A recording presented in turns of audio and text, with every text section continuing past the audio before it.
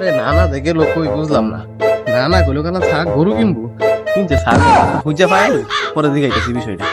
আচ্ছা নানা, হ্যাঁ কি আমরা খুঁজতেছিলাম বুঝছেন, টালাও আছিলাম লোকের সিরিয়াস কি আর আলাপ টইলো যাইরা আমি কাল গেলেন রাত্রেবেলা বাজারে গরু কিনবার। হ্যাঁ এখন আমি আপনার যাই দিই ছাগল, এই কাহিনীটা আমি বুঝলাম না বিষয়টা। এই দুঃখের কথা তুই আমার কইস। তুই জানোস কি সে তোর দান লয়ে গেলাম বাজারও গরু কিনবার লাগিয়া হ্যাঁ একটা দেয়া তো আয় করছস তাই তো না, রাইত হয়ে গেছে। আন্দা গুন্দা গাম কি চোখকে দেখি আমার বয়স হয়ে গেছে, তুই জানোস না।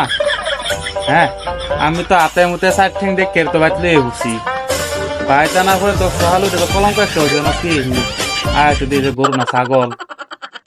আর তো নানি তো আর এলো একটারে এইটা আমি হরুন যে বুঝছো, এইটা আমি হরুন যে আপনি গরু কিনবা গেছেন, গরু দেখ কিনবা আমি ঠেং দেখে গরু কিনো শুনুন যা। আরে আমি তো আজকে এত কিছু দেখছি, আমি তো সাইড ঠেং দেখে তো লয়ে ঘুরছি। এইটাই করুন যে, আর তুই আর কথা কইস না, তোর লেগে আমার সংসারে অশান্তি হয়ে গেছে। এইটাই করুন যে